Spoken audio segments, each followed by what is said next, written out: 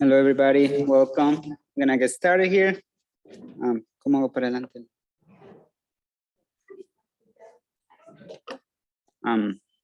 Welcome, everybody. Thanks for coming. That's a really great attendance. We probably didn't bring enough cupcakes for everybody. Sorry. So we're gonna start with the land acknowledgement real quick. The Field Museum acknowledges that it resides within the traditional homelands of the Three Fires Confederacy, Dojibwe, Odawa, Potawatomi. The museum recognizes and it is grateful for the regional peoples who laid the foundation for the city of Chicago and for the diverse indigenous nation that reside in Chicago today. Well, thanks everybody for coming. Today, I'm just gonna do a little quick introduction of Dr. Deborah Delgado. She is a sociologist who specializes in environmental and climate policies and socio-ecological analysis. She has an extensive experience with policies and programs for the Amazon basin, linked to the forestry sector, sustainable energy transition, and the political involvement of the indigenous peoples. Her work has an intersectional and decolonial approach. She has worked directly for indigenous organizations at the Pan-Amazonian national and subnational level in Peru, Ecuador, and Bolivia. She's an associate professor at the Catholic University of Peru, where she directs the MA in Water Resources Management and board member of the International Association for the Studies of the Commons. She's also collaborating with the Andes Amazon team.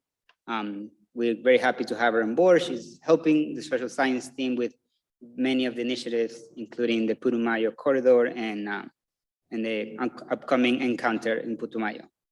So I'll give it up to Deborah. Please come up.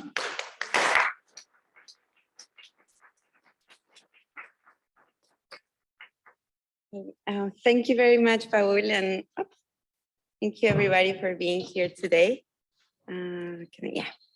So I'm super happy to share these thoughts with you and very, very happy to collaborate with you during these months on the Putumayo and other places that have been very dear to my heart in Peru, close to the Putumayo as well and elsewhere in the Amazon basin. So today I wanted to talk about something that it's complex, it's political, and it's something that we encounter a lot when we think, which is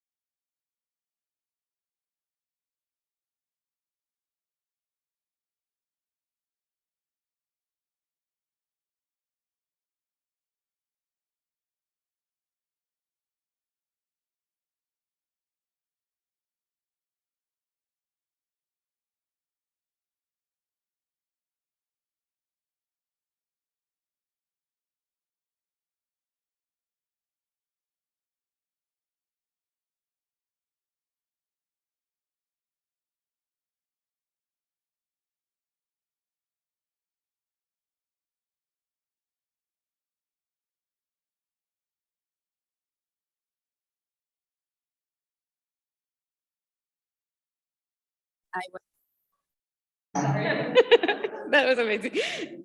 So today I would like to start with introducing you to what the topic I'm going to discuss, and then present some issues related to politics and the Amazon basin, from the point of view and from the exchanges, not the point of view of indigenous peoples organizations that I have.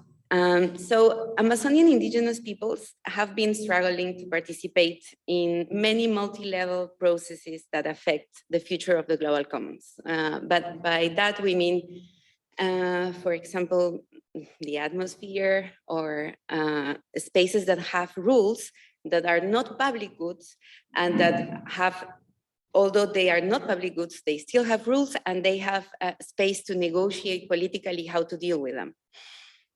They use diverse strategies to actively construct landscapes inside the Amazonian area, but also interacting with extraction frontiers in negotiation and contention. So the spaces that we approach are spaces of life, but are as well spaces of negotiation and contention with extractivism. So here I would like to discuss with you forms of political coordination within the globalized world, and particularly on the transnational politics related to the Amazon basin, and on what concerns Amazonian indigenous peoples.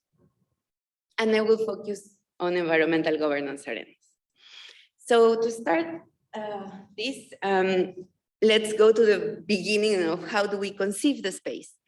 In the last 40, 50 years, there was a big shift in how do we see the Amazon basin. And there's a nice design from one of your old colleagues here that I encountered. This is a picture I took a super long time ago from other places. And there's another picture also of his graphics. And anyway, there was a movement to change how do we see the Amazon basin and conceive it as an anthropogenic landscape. And by that we mean not that humans were intervening everywhere or like a super strong force of nature. We just mean that there was a cumulus of different kinds of human interventions with non-human natures. And this is backed by historical ecology, ethnic history, and of course, Amazonian archaeology. And acknowledging this, it's very helpful to approach the present, because there's important historical shifts that have long legacies that come from the colonial past, but there's also very, very important and long legacies of the anthropogenic landscape that we see there, that it's pre-colonial, and so there are implications on this exchange of interventions. An element that we have to consider with a lot of care is how labor markets intervene in the Amazon basin. And I think this is a key element to approach how do we see the ecology today. I mean, the ecology of the Amazon basin. So if we think about these two big trends, there are enormous implications for political action. Understanding the extent and timescale of ancient and modern occupation of forests and the legacy of indigenous knowledge, it's a necessity, but it's also a necessity to understand the scale as a key element to approach political coordination. It's a challenge to approach political coordination of indigenous peoples' organizations. As we all know, it's not a given that we will coordinate among people that live in different spaces, in different landscapes, but it's a necessity to coordinate. And when we start to approach this coordination, which is essentially political, the element of a scale brings a hierarchical local to global conceptual architecture. It gives us these categories that have a relationship with the openness of the political for the actors that want to have an agency there. For me, at least, in the Amazon basin, this is a key factor because we tend to present the Amazon as too big to fail, as an uncommunal, enormous space, something that is so descomunal, as in Spanish, and this is a nice game of words because usually the way we construct spaces, living spaces, are made by commons. No? So descomunalmente grande makes it so hard to manage, let's say, it's so hard to take into our hands. But of course, it's very big and the scales may help us to understand it. And since we present the Panamazon space as too big to fail, it also becomes too big of a common. And this is a challenge, it's just a challenge. And of course, it's an enormous challenge and an urgent challenge, the ramping deforestation that any of the countries that we work on is facing.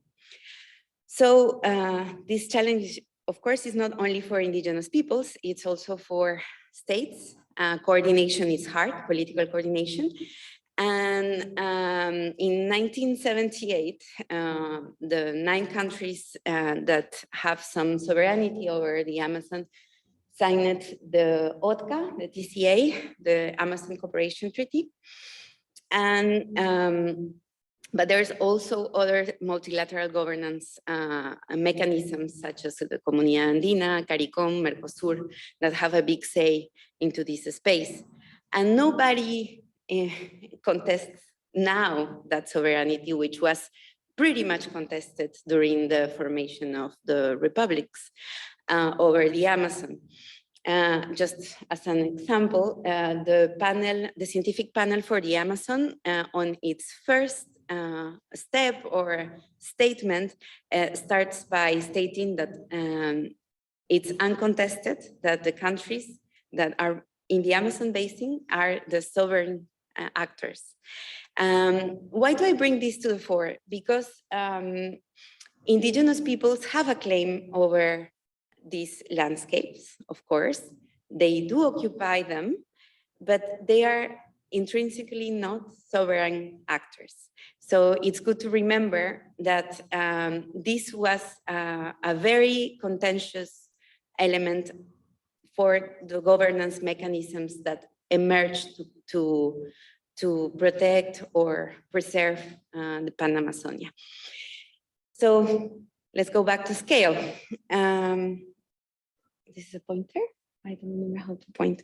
But anyway, I don't need a pointer.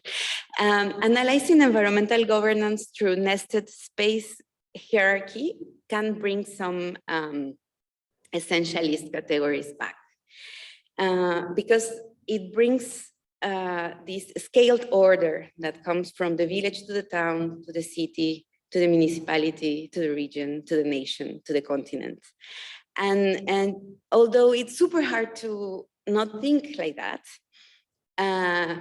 it's important to interrogate this perception of scales and see them not as a statical or neutral. It's not a setting. It's a continual process of reconstruction, and that can help us avoid seeing power as fixed and seeing these hierarchies of the management systems as something that is working. And this is particularly relevant for the context of the Amazon basin, because it has been managed as a resource frontier for so long that contesting or interrogating these scales and these hierarchies constantly may help us unveil some of its contradictions, but give us some tools to revert some tendencies. So human geographers had helped us identify some associations we do as we imagine the space. And I bring these two tables and to kind of keep them in mind, no? When we think about the local and the global, when we think about the horizontal geographies and the vertical geographies and its hierarchies. And why it is so important for us now? Because scale and data technologies are so important for ecological knowledge, and they give us the imaginary, el imaginario, meaning images and imagination, that we actually control the place and can have an objective take of how it is. And the growing use of new data technologies in environmental management highlights the need to situate knowledge and scientific practice into politics and productions of scale. New data technologies can destabilize reality and simultaneously provide representations of the material world that suggest the world can be known, mastered, changed, and controlled. Prior studies have demonstrated that stakeholders mobilize knowledge and uncertainty to influence spatial management. And for example, I just give you here an image of a presentation done in COP, which one was that? I think 23, I don't remember, in Katowice in 2018, where this, at the time, very precarious, let's say, mapping was presented to say, what do we do with climate change? How do we manage biodiversity to avoid the 2 degrees and go to 1.5? So, of course, these data technologies can help us decide. So we have to be careful about how do we manage the scale. I hope I convince you about this argument. So let's go for the political part of indigenous peoples organization on this. For indigenous peoples, it's particularly hard to confront the scale dilemma or the scale complexities, let's say, because alliance making in such a big space, it's challenging. But it's very, very necessary to have a voice over processes that may affect them. So they have to struggle with some imaginaries that we bring to the fore. Some of them are positive, some of them are negative. And I mean, from the point of view of the person that perceives the indigenous people leader that talks. So sometimes it can be seen only as stewards. Sometimes it can be perceived as drivers of deforestation. And they both work in hand. So what I've been seeing during all these years is that there's a lot of strategies, political strategies to face these scalar challenges. Some of them are built on the space, on the living spaces of the Amazon basin, so in the territory, let's say, and some of them are beyond the territory. And many of them have to do with alliance making. And alliance making, of course, it's atravesado, it's all over the alliance makings, there is imaginaries. And that help us communicate.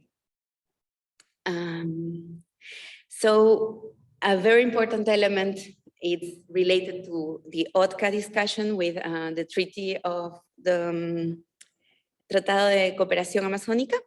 The COICA actually started as a response to the Tratado de Cooperación Amazónica, and it works as a transnational indigenous movement that pushes an Amazonian agenda and has a system of governance, and it works to foster an Amazonian identity, to have a policy advocacy, and counts with legitimacy of representation.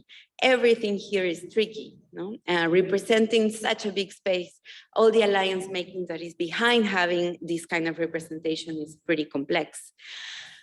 And these strategies to keep them together, to stabilize these alliances are hard because it depends also in the alliance making you do beyond the territory. So raising NGO awareness through targeted lobbying, diffusing consciousness raising, framing to match the agendas of NGOs and states in goals, culture, tactics, ethics, and organizational needs. And that brings me to the particular space that I've been observing these years, which is the UNFCCC. The CBD process, it's a bit different. I haven't done ethnographic fieldwork there, but I've done it in the UNFCCC. And the UNFCCC, it's very interesting for observation because it's a rule-making space. It's very political, of course, but it's not, there's founds and there's implementation going on, but it's mainly about doing rules. And it has formalized ways to negotiate its procedures, which is not the case in other spaces of the UN. And it has been a space to use the UN Declaration of Indigenous Peoples' Rights to gain collective leverage in the climate politics realm. And how do Indigenous peoples have been working? In many ways, but something that is very interesting is how do they lobby for rights as a multi-level strategy. So you see here Alberto Pizango, that at the same time was facing a law judge, how do you say it? A process of in Bagua for the death of policemen and indigenous peoples in a confrontation. It was a legal process that lasted for at least 9 years. And while he was going through that trial, he was negotiating there in that picture, he's stretching the hand of the UNDP president at the time. And down there, you can see him with their Minister of Environment of Peru. So the governance regimes had opened a space for a dialogue that is not as violent as the legal confrontations that were ongoing at the same time. And there was a space for alliance making. But of course, this is very complex, contentious, tricky, not straightforward. So to have a voice, Indigenous peoples organizations have different delegations that go to the UNFCCC process. They have been growing in time, and you can see how Latin American is the red line. So you see that they are overrepresented, let's say, to say something. Nobody is well represented in this arena, but you can see that they are in a better position from COP to COP. And there they are reshaping some discourses that have to do with the imaginary I was talking about. And trying to bring a language of exceptionality, a language of uncertain and calculated indigenous rights, and a language of remedy and compensation. So indigenous peoples trying to create a voice, a political voice that makes them political actors that have knowledge, that are stakeholders, and up until now are seen as custodians of natural resources. So as a path, we may see from the point of view of the framing and the discourse, that there's a way coming, like reverting a stigma, trying to get a representation and trying to get institutional articulation.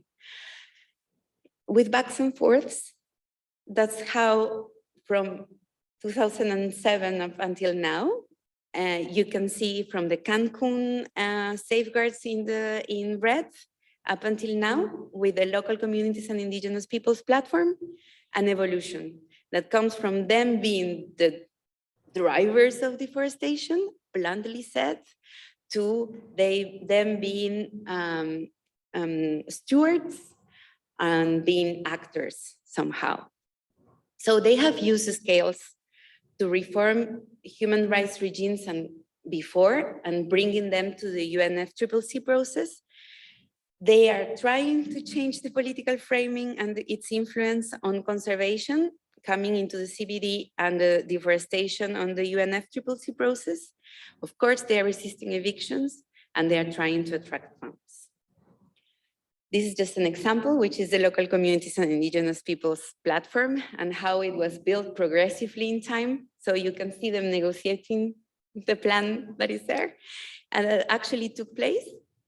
And something interesting about this platform is a unique platform in the UNFCCC space, arena, let's say, or process, and it opens to other institutions. So it could be open to finance by the Green Climate Fund, for example, and other bodies of the UN. So this is interesting as a game, political game. So there are many dilemmas over this story, of course. One that is very, very important is representation. And they are non-state actors, no? such as corporations in the UNFCCC games. And the thing is that they are participating through regional space. I don't remember the name right now. It's not organizations. I mean, they have the organizations, they are in constituencies. So they are clustered to be global, to become global and planetary, which is somehow forced, yet again, because we need the scale. We need the scale of the global to hear them, which my claim is that it's some kind of violence over the way we represent indigenous peoples, I mean, in this game. And the space available for indigenous participation is larger than the formal rules dictated by this space because they have personal relationships that they have been developing on, as they participate of this space. So one thing is representation, and the other thing that is very, very problematic is financing at scale. So this is Vicky Tauli-Corpus. Maybe some of you know her. She has been the UN rapporteur for indigenous people's rights, and she's an outstanding figure in the UNFCCC process. And she points out that indigenous peoples should have a way to control and manage their territories, having some financial access, direct financial access, which has been one of their demands during these years. And also that, and this is very polemic, Article 6, which is market mechanisms, should recognize them and design them. It should be designed so they can go into it and gain from it. This is just quotes from her in an article of The Guardian. So those are dilemmas. It's something that can be very, very tricky. And there's also limits in this space of rulemaking in the context that we are today. Despite like multilateralism has its time. It takes a lot of time to negotiate, to have some consensus. And but it has generated some rules. For example, the NDCs, the nationally determined contributions, are standards that every country may align to. They had formed financial instruments such as the Green Climate Fund or the use of the GEF, and it has gained attention. But of course, many actors still deny or ignore environmental crisis, and of course, there's a decline of liberal democracies all over the place. So, to conclude, I think that the question of scale, it's extremely political, and knowledge, it's counter face, like in a coin. And in this sense, I wanted to bring to you the question of politics, not the question of knowledge necessarily, but I know we're here in a museum, and what we generate is these imaginaries and the images and the knowledge that may be useful for different actors to take action. So indigenous participation has been multi-scalar and has achieved changes in the discourse of organizations through a strategy of alliance making among indigenous peoples and with other actors. No? And it's very important to stress that it's also among indigenous peoples that have been fighting each other for a very long time. And many times they have even in their midst of origin confrontations with their neighbors. So this is an effort to confront the scale that they're facing, I believe. And links to the legal human rights framework has enabled indigenous peoples' organizations to be protected from conventional violations of their rights. But is it actually working, and for how long? Once the decision-making bodies have been achieved, such as the local communities and indigenous peoples platforms, these will definitely have effects, but we don't know which effects will they have. They're not necessarily positive. We hope they are, but it's something that will still go on. And there's a challenge here, which is a balance between avoiding perverse effects of climate actions, achieving co-benefits, sorry, that was a mistranslation, and the necessary effect of climate actions according to the objective of the convention. So the convention is related to climate change, no? And it connects to other bodies. And so the convention has to achieve results on climate. The balance of having other results that are framed as co-benefits, it's always present. And it's in here that many of the dilemmas of scale are presented and can be read. So thank you very much.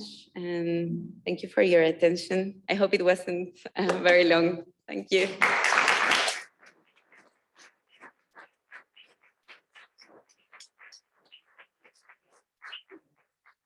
Thank you, Dr. Deborah. So we're gonna take some questions. If anybody have some questions, you can raise your hand.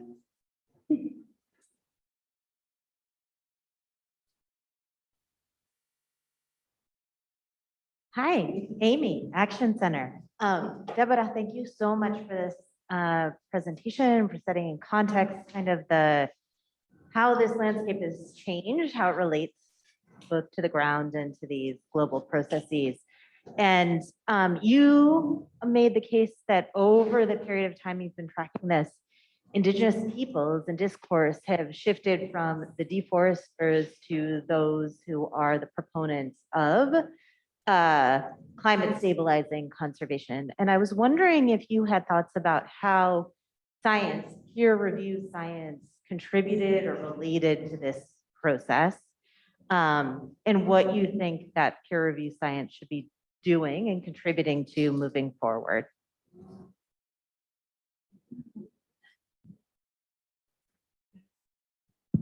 I can start with that. I think this is part of the alliance making that was pretty clear. If I'm not wrong, you can, I should check, but it's about 2012 that it becomes like a peak and it's still ongoing. And the arguments are then you see them in the press. So you see them in The Guardian and you see them in Mongo Bay. And then little by little, it's true that this becomes a shift in the discourse of the states, not necessarily on the discourse of the subnational governments, but mainly on the states. And in Peru, we work a lot with national universities at the subnational level, because there, that impact of science, it's not yet present. And how do we teach, for example, geography, social sciences are many times not there. There's no anthropology, no sociology, no political sciences. There's only management schools sometimes. So how do we teach there at the university, and what do we read there? It's key, because the discourse is completely different. So I think the role of peer-reviewed science, we can observe it at the state level many times, but we don't see it in the subnational level, and I think there's a lot of work there. I'm very happy that, for example, now the Field Museum is working with the regional universities in the landscape that are being intervened, because it's always like it's a basic thing that we have stereotypes, and stereotypes usually bring stigma. So when we are neighbors, this is something that we tend to do, you know? And it's something that is unavoidable. What we can have is a reflection about it. And there's where scientific data is useful. So I've seen in the negotiations that states have been confronted with scientific papers. In the Congo, the position of the Congo Basin, for example, changed a lot with some papers.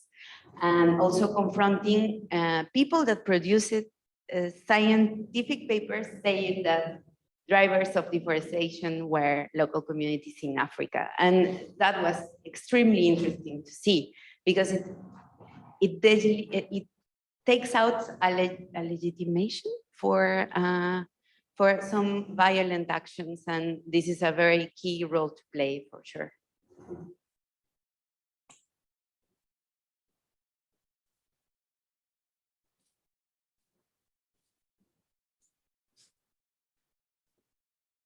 Hola.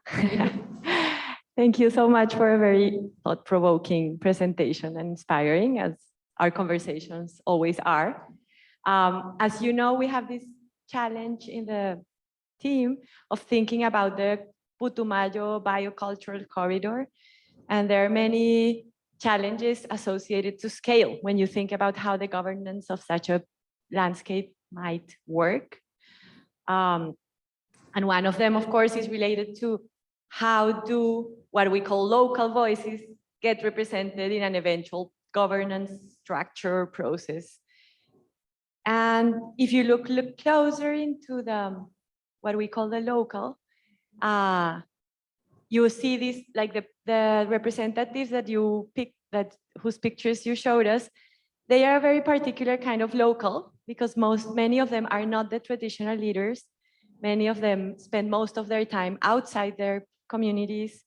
Many of them, I mean, you can have questions about their legitimacy as representatives of their peoples. Of course, in other cases, that's not the case, but it's like, if you look closer into this idea of the local, you see a lot of tensions and problems with this, like who speaks for the local, right? So I don't know what my question is, but I would like to hear your thoughts about this particular, like focusing on this idea of who talks for whom, especially if you think in practical terms about a governance structure that we would like to be legitimate and really representing people's understandings of their lands. Yeah, maybe this is like una idea en borrador, a draft idea. But there's something that we can learn from the OTCA process that can be interesting to think about the local as well, because COICA appeared to face OTCA, no? And then it became a social construction, a very complex social construction that now has its 7 encuentro, and it's like an interlocutor created its interlocutor, it emerged, and now it's a fully fledged organization. And you can see that, for example, in the case of Bolivia, like the marches, for aggregating political representation. And I don't mean this for everything, I just mean it for political representation. The marchas indígenas, this march that go from the Amazon to La Paz. We are in the 12th or the 13th, I can't remember. And when I went with them working on the one of Tipnis, they remember the practices, and the practices were related to reaggregating yet again, no? Picking people up and coming with them to La Paz. So to answer, to face a problem by joining forces, alliance making, which is an effort that people have to do when facing somebody that comes with a big scale. So I think we should be very aware of that. Like, so I'm talking to somebody that I want to make a merge to answer me in a way. And so how do we play with that to make it fair? It's a question that we should face. But I'm just remembering those cases of aggregation. I'm not sure if I'm inventing a word in English, but summing up and building a voice. And at the local level, it might be different because it's not a super complex adding up, but it's still an adding up, no? And maybe as neighbors, other problems appear, such as previous conflicts, ongoing conflicts that have a story, conflicting rights that we are seeing, no? And representation, it's always mixed with imaginaries.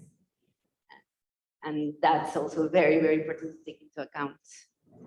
And yeah, this time I brought you the scale thing that we could think about the not only up, but down, like down. Absolutely not. I don't mean, I really don't like the up and down. It's actually why I started to work on this.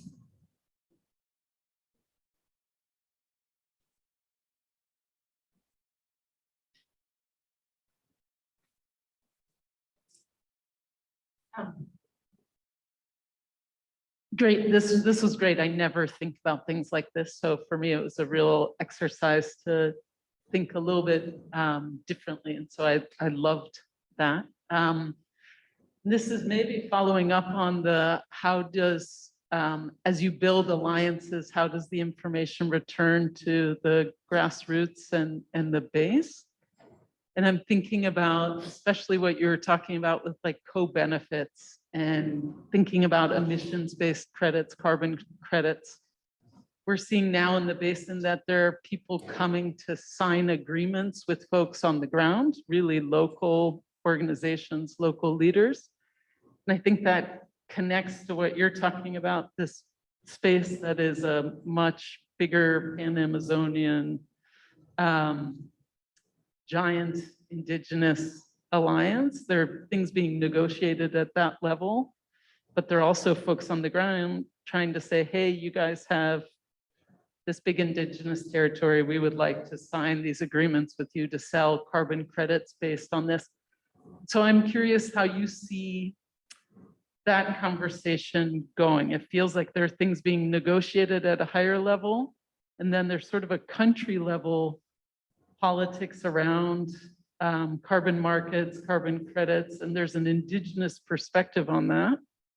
But it seems to me like there isn't yet something that's functional at multiple scales for people to receive benefits on the ground for keeping standing forests. And I'm curious what you think are sort of the key things that you hope to see in the coming years that are going to allow that to maybe be a more of a closed circle, or it's sort of the same question about if you're building alliances, how does the information then return to the individual units that are part of that alliance?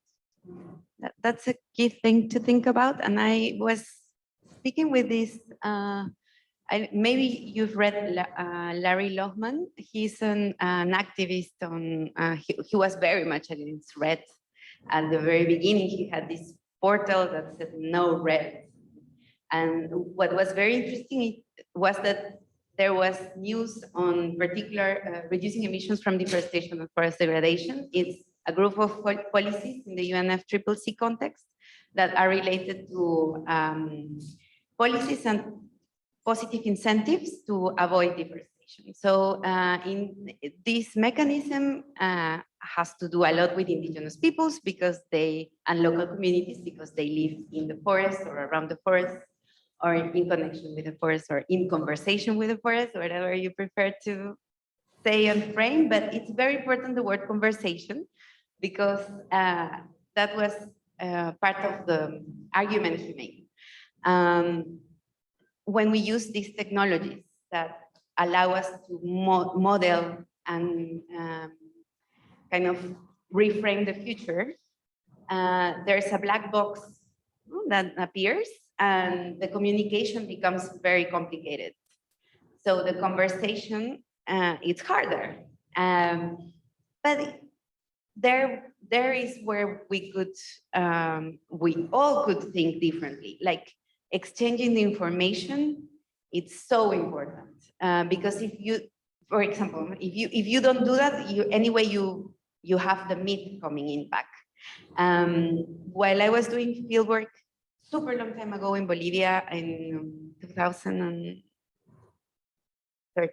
if I'm not wrong, there was different ideas of what red would be, and in different towns over the same territory. And so if there's no information that comes from one space, it will come from another one, like from one interlocutor will come from another interlocutor. And it's hard for one voice to give a single discourse. What I think is very interesting from the past is how the discourse on rights made the trick to stabilize a discourse that builds alliances that are fair, like are perceived as fair by many actors. And I think this is as simple as that for one part.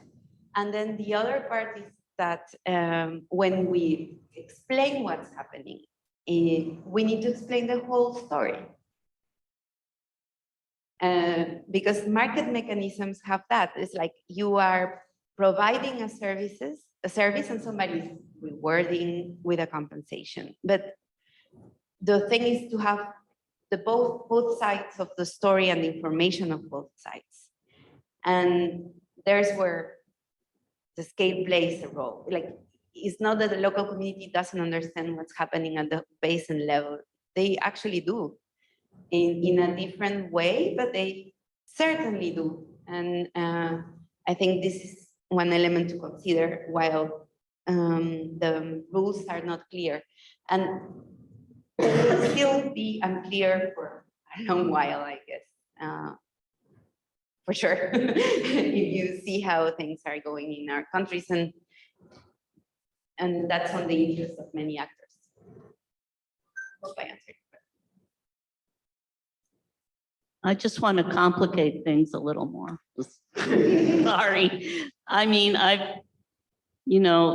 thinking back in time to the time when big environmental NGOs, the bingos, were, sort of rushing to build alliances with indigenous people and then drop them when it didn't suit their needs, because indigenous people did have a very different perspective on what it means to do conservation. And so, and I'm thinking of Matt Chapin's article in, I think it was 2004, maybe, I can't remember, where he criticized the bingos for exactly that and for not understanding. And so then at that point, these global processes, and this was before climate change and REDD and so on, sort of collapsed, right? And the complexities is that in a way, the bingos had built up these Koikas and other pan-Amazonian and pan-global indigenous organizations, and then they dropped them. And it led to all sorts of complexities. I mean, failures on the part of Koika and so on, and corruption entered into the mix and so on. So I just wonder if you can elaborate a little bit on what you see as a difference now. How is it that, because I don't personally think that just alliance making on the part of indigenous organizations among themselves will be enough to counter the power.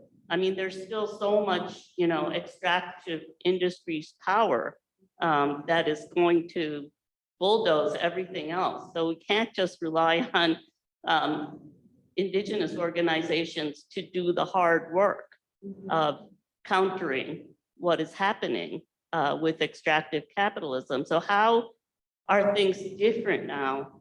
And I worry that organizations like, what's his name, Bezos money, I'm just guessing, is flooding back in, similar to what happened with the TNCs and the, how can we change that equation so that indigenous people on the ground, as Corinne and Paula are saying, that local people have much more voice in all of this? Yeah, yeah, and it's totally valid because I, like, during fieldwork, I was always thinking about that. Okay.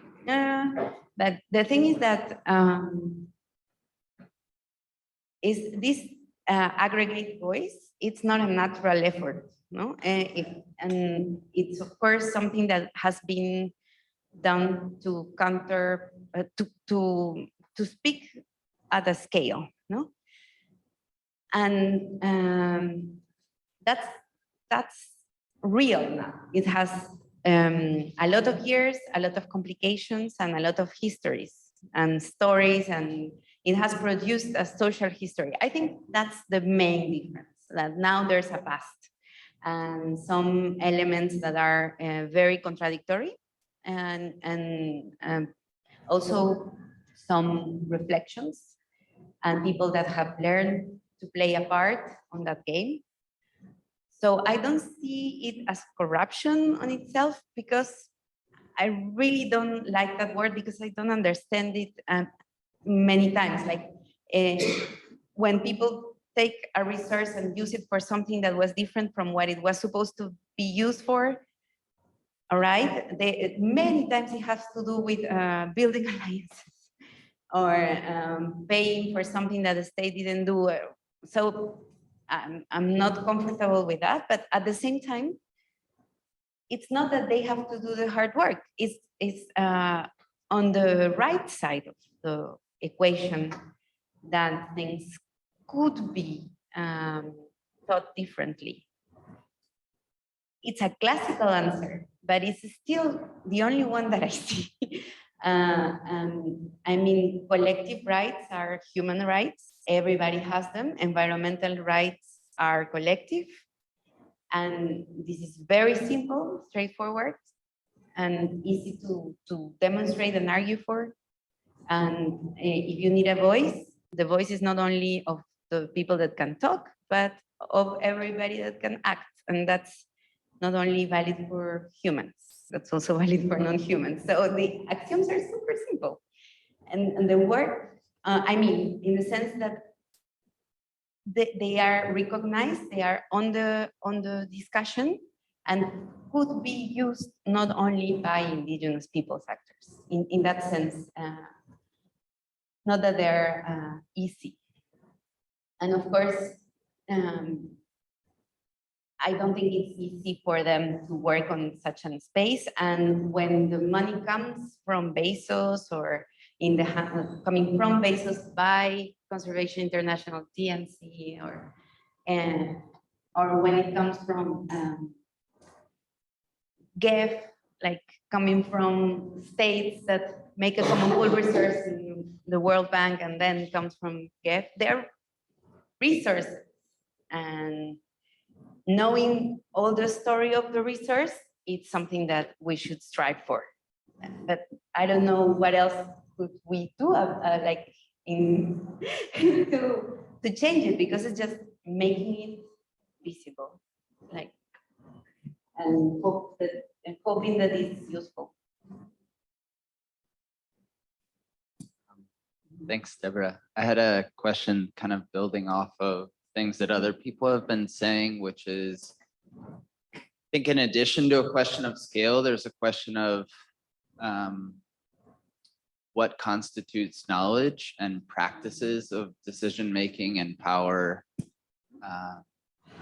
and the exercise of power that are that are another dimension to this. So in some ways it's insufficient to have a set of representatives that are forced to operate within a system of governance that's structured according to a set of principles and based on a set of assumptions about what constitutes knowledge that's foreign to their context.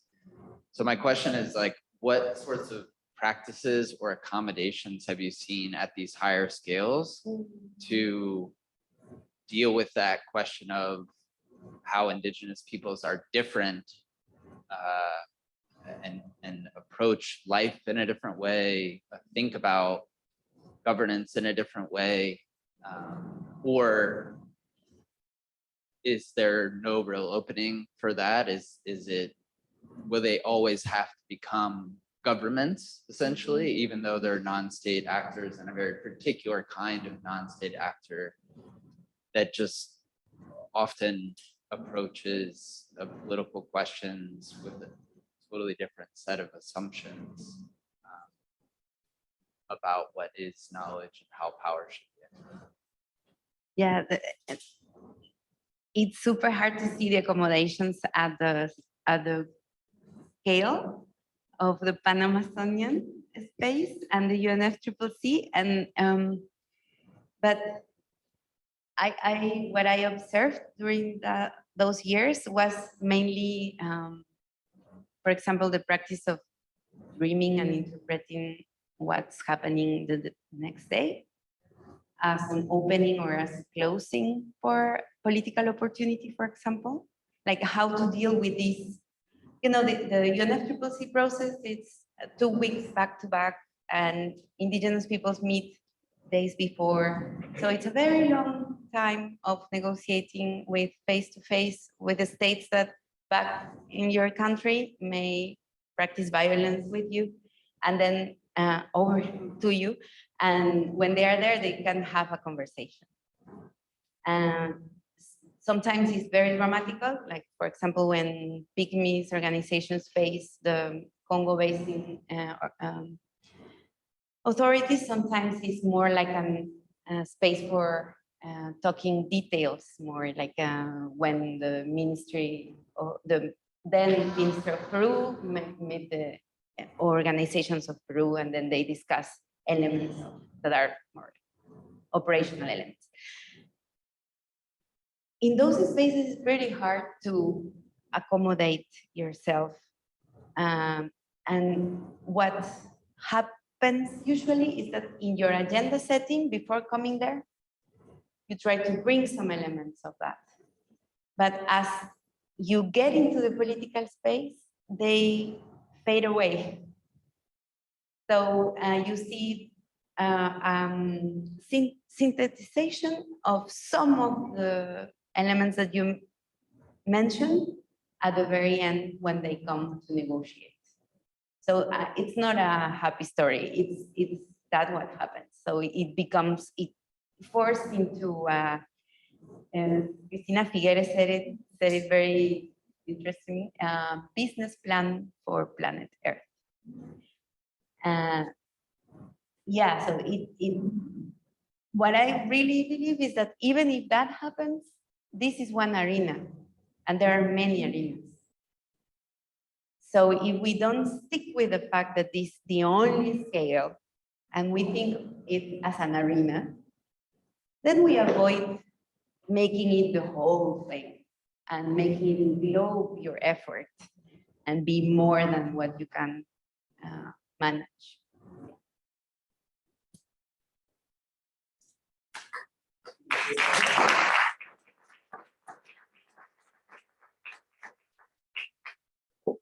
All right, thank you everyone for coming. I think it's already 1 o'clock. Needs to go to meetings.